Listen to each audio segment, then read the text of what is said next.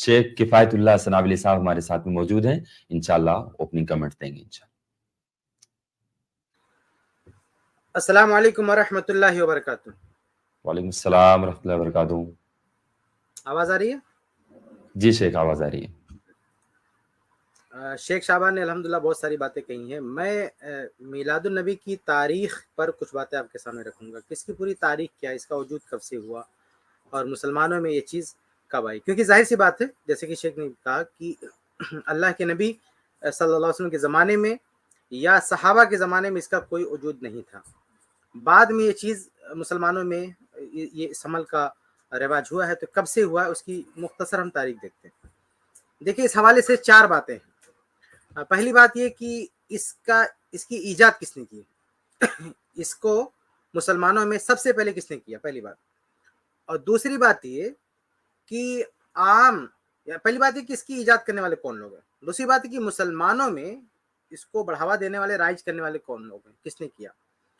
और तीसरी बात, माली एतबार से इसका सपोर्ट किसने किया। और चौथी बात है कि इल्मी एतबार से इसका सपोर्ट किसने किया। तो 4 तरह के लोगों का नाम मिलता है। एक वो जिसने ईजाद किया, दूसरा वो जिसने मुसलमानों में इसको राइज किया, तीसरा वो जिसने माली सपोर्ट किया, चौथा वो जिसने इल्मी सपोर्ट किया, और बाद में फिर पूरी दुनिया में ये चीज़ फैल गई। तो अगर हम देखते हैं कि सबसे पहले इसकी ईजाद किसने की, तो 4वीं सदी हिजरी में, 4वीं सदी हिजरी के ये कह लीजिए कि निस्फ आखिर में जो फातिमी खुलफा थे मिस्र में, फातिमी खुलफा, तो पूरी दुनिया में अल्लाह के नबी सल्लल्लाहु अलैहि वसल्लम की वलादत के बाद इनके दौर तक पूरी दुनिया में कभी भी ये चीज़ नहीं मनाई गई। यानी ईद मिलादुन नबी के नाम से कोई चीज़ नहीं थी पूरी दुनिया में, इसका कोई नामो निशान नहीं था। सबसे पहले अगर किसी शख्स ने ये काम किया है तो मिस्र के फातिमी खुलफा थे।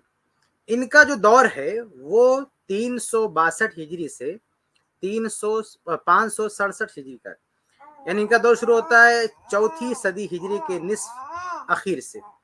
तो इसका मतलब ये है कि 4वीं सदी हिजरी के निस्फ आखिर के बाद ही इसकी शुरुआत हुई है।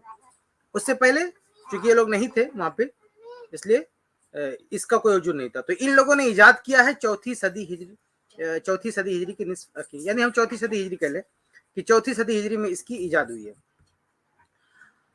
अब इसका हवाला क्या है, यानी जो हम ये कह रहे हैं ना, असल में देखिए बाज किताबों में आपको मिलेगा कि इसकी इजाद 6वीं सदी हिजरी में हुई है, यानी 600 साल के बाद। ये भी बहुत सारी किताबों में मिलेगा, अरबी किताबों में भी और उर्दू किताबों में भी। लेकिन ये बात बहुत कम जगह पे लिखी हुई है। एक जैसे मशहूर किताब है अल-बदउल हौलिया, वहाँ पे भी ये बात मिलेगी। तो बहुत सारे उलमा ने ये बात भी लिखी है और अब ये बात आम भी होती जा रही है कि सबसे पहले जिन लोगों ने इजाद किया वो फातिमी खुलफा थे। तो फातिमी खुलफा ने सबसे पहले इजाद किया, इस चीज़ का हवाला क्या है। तो कई किताबों में इसका जिक्र, उसमें से एक किताब है मकरीजी की, अल-खुतत अल-मकरीजिया, जिल्द 1 सफ़ा 495। इसमें तक़ीउद्दीन मकरीजी लिखते हैं, कहते हैं कि वकान लिल खुलफा अल फातिमीन फी तुल सनती आयात व मवासिम, कि फातिमी जो खुलफा थे तो पूरे साल में उनके यहाँ कई तरह की रस्में हुआ करती थी, कई तरह की महफिलें हुआ करती थी। तो फिर उन्होंने गिनाना शुरू किया, कहा वही मौसम और असिसना, मौसम अव्वलिल आम, यानी साल खत्म होता था तो भी, साल शुरू होता था तो भी, यौम आशूरा, आशूरा के दिन भी कुछ होता था उनके यहाँ, व मौलिदिन नबी सल्लल्लाहु अलैहि वसल्लम, मौलिदिन नबी यानी नबी सल्लल्लाहु अलैहि वसल्लम की यौम पैदाइश पर भी ये लोग कोई रस्म करते थे, कोई जश्न या कोई कह लीजिए कोई त्योहार, कोई ईद मनाते थे लोग। तो ये हवाला है इमाम मकरीजी, और मकरीजी वो हैं जो फातिमी खुलफा का काफ़ी सपोर्ट भी करते हैं बाज़ लिहाज से। तो इसलिए इनका हवाला बहुत ही अहम है। ये उनके बारे में ये चीज़ कह रहे हैं कि वो उन्होंने सबसे पहले ये काम किया है। तो ये हो गया हवाला कि फातिमी खुलफा ने इसकी ईजाद की। अब फातिमी खुलफा कौन थे, अगर आप उनकी तारीख पढ़ेंगे तो बहुत ही ख़तरनाक हक़ाइक़ आपके सामने आएंगे। भाई उम्मत में बहुत सारे लोग ऐसे हैं जो इनको मुसलमान ही नहीं मानते, और फातिमी खुलफा मतलब ये लोग अपनी निस्बत फातिमा रज़ी अल्लाह ताला अन्हा, उनकी औलाद अली रज़ी अल्लाह ताला अन्हु, उनकी औलाद की तरफ करते थे। यानी ये कहते थे हम अहले बैत में से। लेकिन बहुत सारे अहले इल्म ने इस दावे में इनको झूठा करार दिया और कहा इनका ख़ानदान नबी के ख़ानदान से नहीं मिलता, انہوں نے جھوٹ موٹ اپنے آپ کو وہاں سے منسوب کر دیا ہے، یعنی اہل بیت کا جھوٹا دعویٰ کیا انہوں نے. یہ فاطمی نہیں ہے، فاطمی النسل نہیں ہے. تو نسل کے اعتبار سے، نسب کے اعتبار سے جو ان کا دعویٰ ہے، اس دعوے میں جھوٹے.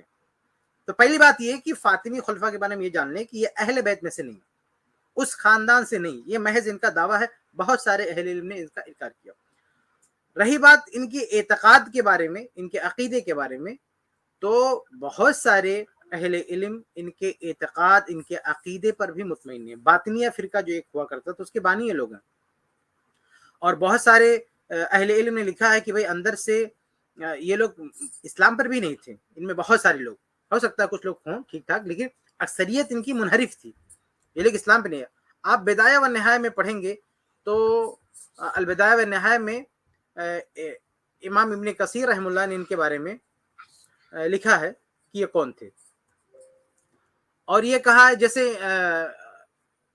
البدایہ و نہایہ میں آپ دیکھیں گے جلد نمبر جو ہے اردو ترجمہ اگر آپ دیکھیں، زیادہ تر یہاں اردو پڑھتے ہیں، تو جلد نمبر 11 صفحہ نمبر 360 361 پر آپ دیکھیں. یہ عربی کا والا ہے، جلد نمبر 11 صفحہ نمبر 360 361.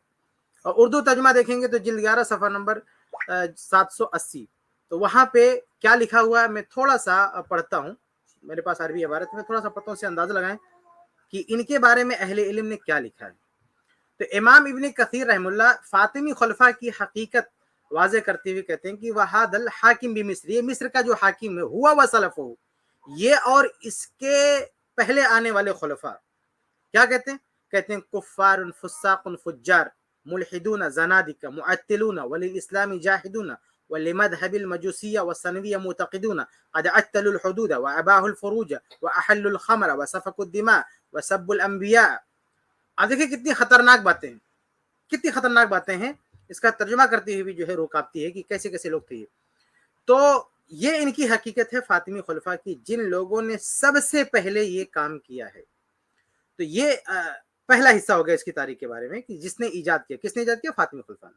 اب آگے بڑھتے ہیں. اب یہ جو ان لوگوں نے اچھا، ایجاد کیا نا، ایک چیز، کیا یہ لوگ باطنی فرقہ والے جو تھے، کیا یہ مجوسیت کی طرف تھے؟ کیا یہ لوگ آگ کی پوجا کرتے تھے؟ ایسا کچھ ملتا ہے؟ ہم یہ اندر سے وہی اعتقاد تھا، ظاہر نہیں کرتے تھے. بعض اہل علم نے لکھا ہے کہ اندر سے، بلکہ بعد نے تو یہ بھی لکھا ہے کہ کچھ اس میں یہودیوں کے عقائد والے تھے، لیکن یہ اپنے آپ کو مسلمان کہتے تھے. اس میں ہو سکتا ہے کچھ اچھے لوگ بھی ہوں، اللہ عالم.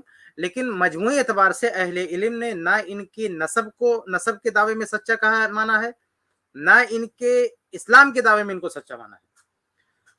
تو مجموعی اعتبار سے ان کے تعلق سے اہل علم کا تبصرہ اچھا نہیں ہے. اہل علم نے ان پر نقد کیا، ان کے دعوی نسب پر بھی اور دعوی عقید اسلام پر بھی نقد کیا. تو یہ پہلی بات ہوگی کہ یہ لوگ ایجاد کرنے والے. اچھا، ان لوگوں نے جب ایجاد کیا نا تو یہ چیز صرف انہی تک محدود تھی، یعنی فاطمی خلفاء کرتے تھے، باقی پورے عالم اسلام میں کسی نے ان کی کاپی نہیں کی. اور تقریباً 200 سال تک ہم کہہ سکتے ہیں کہ یہ صرف یہی کرتے رہے. یہ صرف اس لیے کرتے تھے نا تاکہ یہ جو ان کا دعویٰ ہے نبی صلی اللہ علیہ وسلم کی نسل سے، اس کا ایک ثبوت دے سکیں کہ بھئی ہم اصلی اہل بیت ہیں، ہم نبی کے خاندان سے ہیں، ہم نبی سے محبت کرنے والے ہیں. تو اس دعوے کے ثبوت لوگ جھٹلا رہے تھے، تو اس دعوے کے ثبوت میں ان لوگوں نے یہ سب کیا. لیکن یہ چیز صرف یہی کرتے تھے. چونکہ اس وقت کے جو علماء تھے انہوں نے ان کو سپورٹ نہیں کیا، ان کو ایکسپوز کیا، اس لیے ان کی یہ چیز عام نہیں ہو سکی. آپ کہہ سکتے ہیں کہ 200 سال تک عام مسلمانوں میں اس کا رواج نہیں ہوا. اب آگے بڑھتے ہیں. اب مسلمانوں میں کیسے اس کا رواج ہوا؟ تو مسلمانوں نے سب سے پہلے عراق والوں نے اس کی کاپی کی. وہاں پہ ایک شخص کا نام ملتا ہے ملا محمد بن عمر. ایک شخص کا نام ملتا ہے، اس کے حالات کتاب میں نہیں ملتے، پتہ نہیں کوئی، اس لیے بعض علماء نے کہا کہ وہ مجہول ہے، یعنی وہ مجہول شخص ہے، پتہ نہیں کون تھا. بس یہ ہے کہ وہ دیندار تھا، اس کے اندر عبادت کا شوق تھا، یہ سب چیز تھی. تو اس نے سب سے پہلے مسلمانوں میں پھیلانا شروع کیا، یعنی فاطمی خلفاء سے ہٹ کر عام مسلمانوں میں، عراق میں اس نے یہ چیز عام کرنے کی کوشش کی. کہ یہ دوسرا مرحلہ ہے کہ جب فاطمی خلفاء سے ہٹ کر عام مسلمانوں میں اس کو رائج کرنے کی کوشش کی. اس میں جو ہاتھ ہے، جس کو یہ ملا کہا جاتا ہے، اس شخص کا ہاتھ ہے، اس نے پھیلانے کی کوشش کی. لیکن ظاہر سی بات ہے کہ یہ شخص مجہول تھا، بہت بڑا نامور شخص نہیں تھا، اس لیے یہ زیادہ کامیاب نہیں ہوا.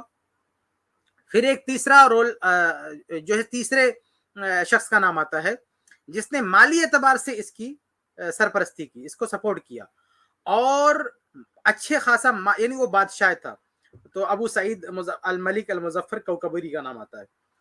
یہ شخص ہے اصل میں 6 صدی ہجری میں پیدا ہوا. یہ 6 صدی ہجری میں پیدا ہوا, تقریباً 1 صدی تک یہ زندہ رہا. تو اسی لیے کہا جاتا ہے کیونکہ زیادہ تر اسی کا نام ملتا ہے. میلاد کے حوالے سے آپ پڑھیں گے تو زیادہ تر اسی کا نام ملتا ہے کہ اسی نے ایجاد کیا, بلکہ کچھ لوگ اسی کو موجد مانتے ہیں کہ یہ ملا عمر اور یہ دونوں مل کے اس کو ایجاد کیا, حالانکہ یہ فاطمی خلفاء کی ایجاد کردہ چیز ہے, لیکن اس کو نہیں حوالہ دیتے کیونکہ وہ چیز انہیں تک محدود تھی. لیکن مسلمانوں میں عام کرنے والے یہ دونوں لوگ ہیں, یہ ملا شخص, اور دوسرا یہ کوکبوری جو بادشاہ تھا. ظاہر سی بات ہے بادشاہ تو اس نے بہت سارے پیسے خرچ کیے, تو پیسہ خرچ کیا, مالی اعتبار سے سپورٹ کیا, تو مالی اعتبار سے یہ تیسرے شخص کا نام جڑتا ہے جس نے اس کو سپورٹ کیا اور بہت زیادہ مسلمانوں میں رائج کیا. اب یہاں پہ کہہ سکتے ہیں کہ جب مالی اعتبار سے سپورٹ کیا گیا اس بدعت کو, تو یہ بدعت بہت زیادہ پھلی پھولی اور بہت زیادہ یہ عام ہوگی. یہ 3 باتیں ہوں گی. پہلی بات, فاطمی خلفاء نے ایجاد کیا. دوسری بات, عام مسلمانوں میں اس کو رواج دینے والا وہ ملا محمد بن عمر ہے. اور تیسری بات یہ کہ یہ جو بادشاہ تھا کوکبوری, اس نے مالی اعتبار سے اس کو سپورٹ کیا. اب ایک چیز رہ گئی تھی کہ ابھی سب سمجھو جوہال لوگوں کی زبان پہ ساری چیزیں, عامی لوگوں کے پاس یہ تھی, ایک کسی کمی رہ گئی تھی کہ علمی اعتبار سے کوئی دلیل نہیں تھی ان کے پاس, کوئی دلیل نہیں تھی علمی اعتبار سے. تو ایک شخص ابو الخطاب ابن دہیہ, وہ شخص کھڑا ہوا. یہ عالم اسلام کا پہلا عالم ہے اور بہت صلاحیتیں دی تھی اللہ تعالیٰ نے اس کو. محدث تھا, بہت بڑا محدث تھا, مطلب حدیث کا بہت بڑا علم تھا, رجال کا علم تھا. اس کی کتابیں آپ دیکھیں گے تو دنگ رہ جائیں گے. اس میں کوئی شک نہیں کہ یہ عالم شخص تھا, لیکن عالم ہونے کے ساتھ ساتھ یہ بدنصیب ایسا شخص تھا جو بادشاہوں کے ساتھ اٹھتا بیٹھتا تھا, ان کے من کے فتوے بنا کے دیتا تھا. یہاں تک کہ بعض اس کی اسی عادت کی وجہ سے, اچھا گپیں بھی ہانکتا تھا وہ, یعنی گپیں بھی ہانکتا تھا. وہ کہتا تھا کہ اتنی ساری کتابیں مجھ کو یاد ہیں, اتنا لوگوں ایک دفعہ ایک مجلس میں لوگوں نے امتحان لیا تو نہیں سنا پایا اس کو, پتہ چلا یہ تو جھوٹ بولتا ہے. تو عالم تھا, اس سے انکار نہیں ہے, نحو کا ماہر تھا, زبان کا ماہر تھا, حدیث کا ماہر تھا, لیکن اس کے ساتھ ساتھ وہ شخص جھوٹا بھی تھا. تو اس کے بارے میں دیکھیے کچھ میں آپ کے سامنے اقوال نقل کر دوں کہ اس شخص کے بارے میں جس نے سب سے پہلے کتاب لکھی, علمی اعتبار سے اس نے سپورٹ کیا, دلائل اکٹھا کیا اور کتاب لکھی, اور پوری دنیا میں پہلی کتاب ہے میلاد پر جو اس شخص نے لکھی. پوری دنیا میں سب سے پہلی کتاب ہے جو ابو الخطاب ابن دہیہ نے لکھی. اس سے پہلے اس موضوع پر کوئی کتاب نہیں لکھی. تو اس نے علمی طور پہ کچھ دلیلیں, کچھ حدیثیں ادھر ادھر کی, کچھ صحیح حدیثوں سے غلط استدلال, کچھ موضوع حدیثیں اکٹھا کر کے اس نے سپورٹ کرنے کی کوشش کی. اس کے بارے میں علماء نے کیا کہا ہے وہ بھی آپ دیکھ لیں کہ یہ شخص جس نے سب سے پہلے کتاب لکھی ہے اس کا معاملہ کیا تھا. تو ابن نجار فرماتے ہیں, دیکھیں امام ابن حجر رحم اللہ نے لسان المیزان جلد 4 صفحہ 295 پہ لکھا ہے کہ ابن نجار فرماتے ہیں کہ رأیت الناس مجتمعین علی کذبہ ووضعہ, کہ میں نے دیکھا ہے کہ اہل علم یعنی لوگ متفق ہیں اس کے جھوٹا ہونے پر, وضاح ہونے پر, ودعائہ للسمع ما لم یسمعہ, اور اس کے دعویٰ کرنے پر, یہ ایسی چیزوں کا دعویٰ کرتا تھا, ایسی چیزوں کے سننے کا جس کو سنا نہیں ہوتا, وَلِقَاءِ مَن لَمْ يَلْقَهُ, اور ایسے لوگوں سے ملاقات کا دعویٰ کرتا تھا جس سے یہ ملا نہیں ہوتا تھا. تو آپ دیکھیں کتنی خطرناک جرح ہے, کتنا بڑا بھی عالم کیوں نہ ہو, لیکن جھوٹ بولنے کا, حدیث گڑنے کا اور جو ہے بڑی بڑی گپیں ہانکنے کا اس پہ الزام ہے. اس کے علاوہ ایک خطرناک بات یہ کہ سلف پر تان بھی کرتا تھا. امام ذہبی رحم اللہ نے جو لکھا ہے, اور بھی کئی اہل علم نے لکھا ہے اس کے بارے میں, وہ بھی آپ دیکھ لیں کہ امام ابن حجر رحم اللہ نے لسان المیزان ہی میں نقل کیا کہ کان کثیر الواقعۃ فی الائمۃ وفی السلف من العلماء, کہ سلف کے جو ائمہ تھے اور جو علماء تھے ان پہ بہت بد زبانی کرتا تھا. اس کی کچھ کتابیں آپ پڑھیں گے تو آپ دیکھیں گے زبان بہت سخت ہے, یعنی سلف کا تذکرہ, ان کا نام بہت ہی زہریلے الفاظ میں لیتا ہے شخص.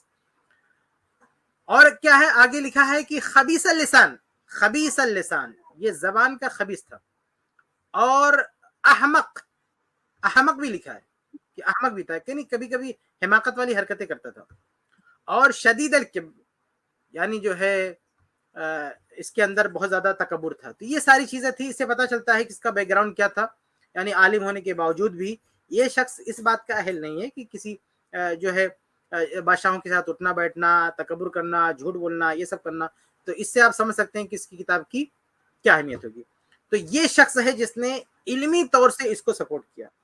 اب اس کے بعد دھیرے دھیرے یہ چیز پورے عالم اسلام میں رائج ہوگی اور اس کے بعد بہت سارے حمایتی مل گئے اس کو منانے والے، اس پہ کتابیں لکھنے والے، حتیٰ کہ بعد اچھے خاصے کچھ علماء بھی آپ کو مل جائیں گے جو اسی رو میں بہہ گئے، اس کی تائید کر گئے اور آج تک یہ سلسلہ جاری ہے۔ تو یہ ہے اس کی مختصر تاریخ، میں خلاصہ کر کے بات ختم کرتا ہوں۔ سب سے پہلی بات یہ کہ اس کو ایجاد کرنے والے ہیں فاطمی خلفاء، 4 صدی ہجری میں اس کی ایجاد ہوئی ہے، لیکن اس کی ایجاد ہونے کے بعد 200 سال تک یہ بدعت انہی تک محدود رہی، عالم اسلام میں سے کسی نے ان کی کاپی نہیں کی۔ لیکن اس کے بعد ایک تیسرا دور آتا ہے، ایک تیسرا شخص جو ہے ملا عمر، یہ شخص مسلمانوں میں اس کو رائج کرتا ہے، عراق سے اس کی شروعات ہوتی ہے۔ اس کے بعد یہ دوسرا شخص، یعنی یہ دوسرا اس کی تاریخ میں یہ دوسرا موڑ ہے۔ اور تیسرا اس کی تاریخ میں موڑ آتا ہے کہ ایک بادشاہ کا سپورٹ اس کو مل جاتا ہے علمی مالی اعتبار سے، اور یہ بدعت اور زیادہ عام ہو جاتی ہے۔ اس کے بعد ایک چوتھا دور آتا ہے کہ ایک عالم کا سپورٹ مل جاتا ہے ابن دہیہ کا، اور علمی جو ہے دلائل اس سے جوڑ دیے جاتے ہیں، اور پھر اس کے بعد جو سلسلہ پورے عالم اسلام میں چلتا ہے وہ آج تک چلا آ رہا ہے۔ اور اہل علم میں ایک گروہ یعنی سلف کا گروہ جو محدثین ہیں، جو اہل حدیث ہیں، وہ ہمیشہ اس کا رد کرتے ہیں، بلکہ چاروں مذاہب میں کے جو علماء ہیں وہ بھی اس کا رد کرتے آئے ہیں۔ بس کچھ بدعتی حضرات وہ کسی بھی مذہب سے، کسی بھی مسلک سے اپنے آپ کو وابستہ کرتے ہوں، انہی کے ہاں چیز ہے، لیکن جو مستند علماء ہیں وہ کسی بھی مسلک کے ہوں، کسی بھی مذہب کے ہوں، وہ اس کا رد کرتے ہوئے آئے ہیں کہ یہ بدعت ہے، اس کی گنجائش نہیں۔ ہاں بیچ میں کچھ نام آپ کو مل جائیں گے جو اچھے خاصے علماء ہیں، وہ بھی بات کو سمجھ نہیں سکے، وہ تائید کر بیٹھے، لیکن عام طور سے جو علماء ہیں یہ اس کی تائید نہیں کرتے ہیں۔ میں بات ختم کروں گا اس بات پر کہ اگر یہ چیز اچھی ہوتی، صرف اتنا سا ذہن میں رکھیں کہ اگر یہ چیز اچھی ہوتی، لوگ کیا کہتے ہیں بدعت حسنہ ہے، یعنی چلو جب یہ لوگ دلائل سے ہار جاتے ہیں نا، جب ان کا آپ جواب دیں گے، جب کوئی دلیل نہیں بنے گی تو آخری سہارا ان کا یہ کہ چلو مان لیتے ہیں کہ نیا ہے، بعد میں ہے، اور مانتے بھی ہیں اس کے جگہ، تو کہتے ہیں یہ بدعت حسنہ اچھی بات ہے، آپ کو کیا پرابلم ہے؟ بھائی اگر یہ اچھی بات ہوتی تو صحابہ کرام نے کیوں نہیں کیا؟ اللہ کے نبی صلی اللہ علیہ وسلم کے دور میں کیوں نہیں ہوا؟ تابعین کے دور میں کیوں نہیں ہوا؟ جو دور خیر القرون ہے، جس کے خیر کی شہادت اللہ کے نبی صلی اللہ علیہ وسلم نے دی ہے، نبی کا دور، صحابہ کا دور، تابعین کا دور، اس دور میں یہ چیز نہیں ہوئی ہے۔ یہ تینوں جو قرون ثلاثہ ہے نا، قرون مشہود لہا بالخیر، ان تینوں دور میں سے اس کا وجود نہیں ہوا، بعد میں یہ چیز شروع ہوئی ہے۔ تو اگر یہ چیز اچھی ہوتی تو صحابہ اس سے محروم نہیں ہو سکتے تھے، تابعین اس سے محروم نہیں ہو سکتے تھے، اتباع تابعین اس سے محروم نہیں ہو سکتے تھے۔ یہی بات کافی ہے سمجھنے کے لیے کہ اس کا دین سے کوئی حصہ نہیں ہے۔ تو یہ مختصر تاریخ تھی عید میلاد کے حوالے سے۔ جی